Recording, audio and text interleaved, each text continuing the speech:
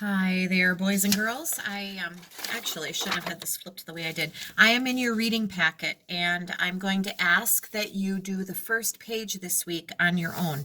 This is 127. It's using words that have what our spelling words are doing, the aw sound, A-W-A-L-O, and they also have A-U words in here. So we're going to use the words from the box: tablecloth, sauce, false, yawning, faucet, awesome, offered, bossy, and mall to fill in the blanks. Please read carefully. If you are able to try some of these in cursive, I'm just jotting a few down here. You can even freeze my frame if you want to on this. Pause it and take a look at the cursive and try some of these. Since we're not in person trying these, this is a page I would definitely say, hey, let's do this in cursive. So I would like you to complete this side on your own. Then we're going to do 2 more sides today, not all 4. We're going to go for 3 since you had to write your spelling words and listen to our new selection today. So this one should be not too bad. Let me just go through that one and finish it up. All right, so I would like to start on this video with page 128 though. So you'll have to go back and finish 127 on your own if you haven't already. Now we're going to talk about something called pronouns. This is another part of speech. Last week we talked about parts of speech, nouns and verbs and adjectives. A pronoun is a word that can replace a noun. And I guess the best way that makes sense to me to explain what a pronoun is to say we don't want to sound like a robot when we talk, that we keep saying the same person's name or something over and over and over, and there are different ways of saying things. So if you were going to talk about someone, let's talk today about Macy. Let's say I was telling a story about Macy and I said, Macy woke up sick. So Macy stayed home from school. Macy stayed in bed all day. Macy had a fever. Macy, Macy, Macy. If I kept telling my story and I kept saying Macy's name over and over and over, it starts to sound repetitive or redundant. And one thing we can do with Macy's name is we can refer to Macy as she, because Macy is a girl. Or we could say, Macy was sick, so she stayed in bed all day. Now, once we establish that we're talking about Macy, then it makes sense to say she after that, or her. And so those are her pronouns that we would use to describe Macy. And we can do that with guys, men, boys. They might be he or him. And if you're talking about more than one person, they could be a they or a we or an us. A thing like a dog could be an it. The table could be it. So there are different pronouns like I, you, he, she, it, we, and they that are subject pronouns in a sentence. So when we're talking about the subject of a sentence and we have to replace it with a pronoun, these will be our options and we'll make the one that makes the best sense. Now, you are more than welcome to go ahead and write the entire sentence. I know some of you are dying to. Ewan, I know that you're probably not wanting to, and you're not alone, right? What I'm going to ask you to do is follow along with me and at least write the pronoun. And if you want to practice your cursive and write the whole sentence, then you certainly may. So we're going to replace the subject today with a pronoun. So, and you and I wasn't picking on you, by the way. I'm just saying hi. Samuel Morse was born in Massachusetts. So Samuel Morse is a man. If we're going to replace his name with a pronoun, it wouldn't make sense to say she or it or they. But we could say he. So I'm going to do a capital H. He was born in Massachusetts. And you could write the whole sentence with he at the beginning. The next sentence says Lucretia Walker became his wife. Now, Lucretia Walker, we're assuming then, is a woman, and this person became his wife. So the pronoun that we would use here, it would make sense to use she. She became his wife in place of the name Lucretia. Walker. She became his wife. So he was born in Massachusetts. She became his wife. Now, you don't want to use a pronoun unless you've already established who you're talking about. So you do have to be careful.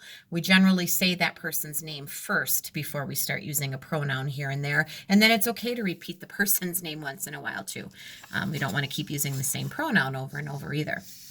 The couple had 2 children. So now we're talking about more than one person. We're talking about both of these people. We wouldn't say he and she. So we'd want a pronoun that refers to both of them. And saying we had 2 children doesn't really make sense because we're not talking about ourselves. We includes you. But we could say they. They had 2 children. That would be a pronoun that would make sense there. All right, painting was another thing Morse did well. They want us to replace painting, which is the subject of the sentence. Painting is not a he or a she. It's not a they. It's not a we. What could it be? If it's not alive, it could be an it, right?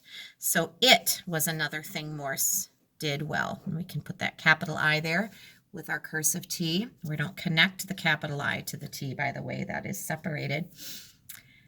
And then finally, number 5, the students and I enjoyed learning about him. Now, our subject is the students and I. Now, that includes me, right? So, and we're in the subject. It's myself and others. Would we say they or would we say we? We, right? Because it's talking about myself also. We enjoyed learning about him. So these are subject pronouns. They make sense if you just stop and think about what the sentences are saying. So let's flip this. Now this part, this is the last side that I want you to do with me today. This is side 129, and we are talking about a big idea called main idea and supporting details. The main idea is the overall big important idea that a story or an article or a paragraph is about. And it takes a bit of practice to be able to find and figure out a main idea. And so we're going to work on this together. And I'm going to start by reading this article with you. And then we're going to work to find the main idea and some supporting details. Now, I like to think of a main idea as being the top of a table. And the supporting details are like the table legs that hold the table up. If you take a couple of those legs away, the table's going to wobble and fall down. So if you are trying to prove a main idea and give it support, you need to give enough details to kind of explain yourself, all right, if you're going to make a statement about something. So it's an acquired skill, but we can start getting a good idea as to what main idea might be. So here's the article. Hedy Lamarr was a famous actress. She starred in 25 films or movies, but that's not all that made her a star. This beautiful actress was also a great inventor. In the 1940s, America was at war with Germany. This was World War II. Hedy came up with a clever idea. It was a way to send secret radio messages. The system used radio waves in a special way.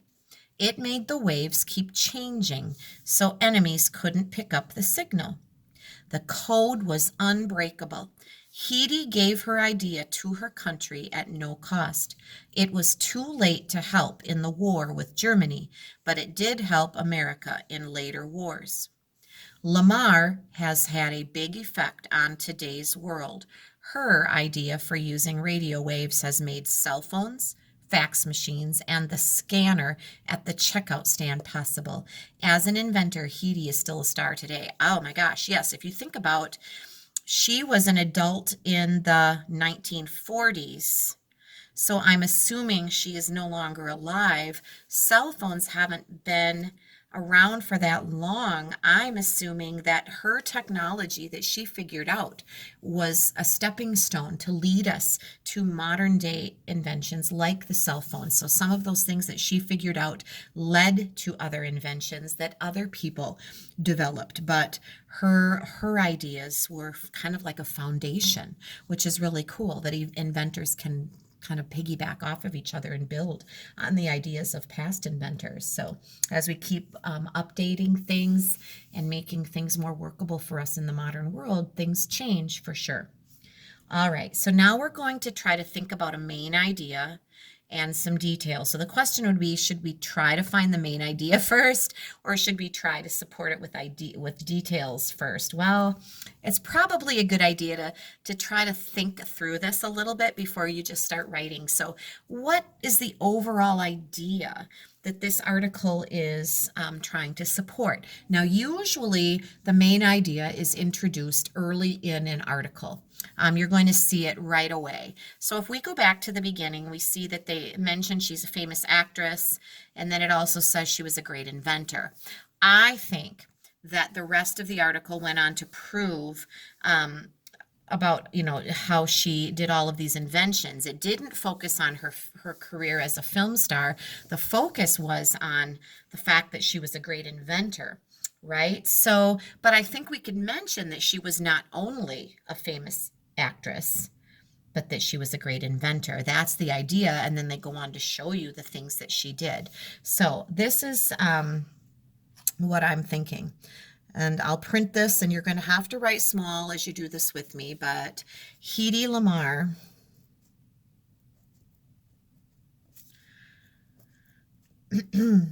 was not only a famous actress, comma, she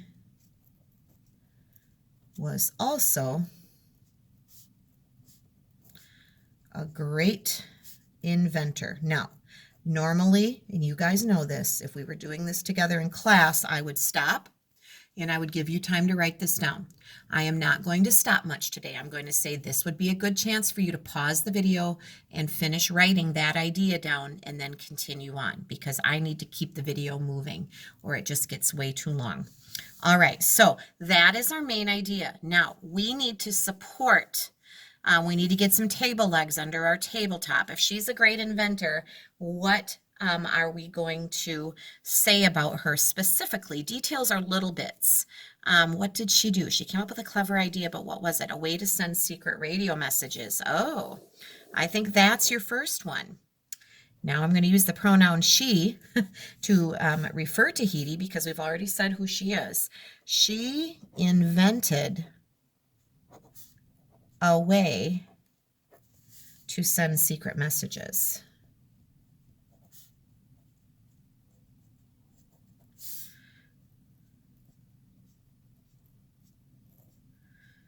Now again, you can pause this and catch up. Take the time you need to get that statement made, and then we're going to move on. I'm going to keep talking. So I'm ready to look for the next detail. And after we talk about this way to send secret radio messages, it used radio waves to create an unbreakable code. All right, this is more about the system she created. The system used radio waves to create an unbreakable code.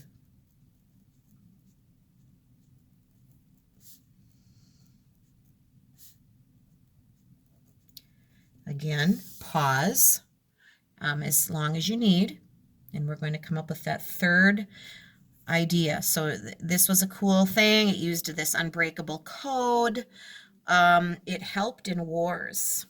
And I think that's significant. This is why she's memorable, right?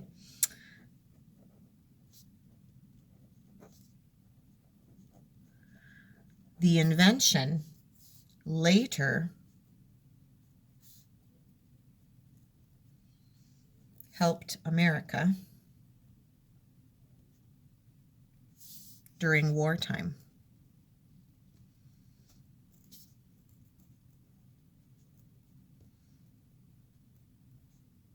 All right, again, pause and get caught up, and then continue on to our last detail. I think connecting it to the fact that her invention was connected to a lot of today's inventions. So her invention, her idea helped make cell phones and other wireless communication possible, which is pretty cool. So the idea she had, the idea helped make cell phones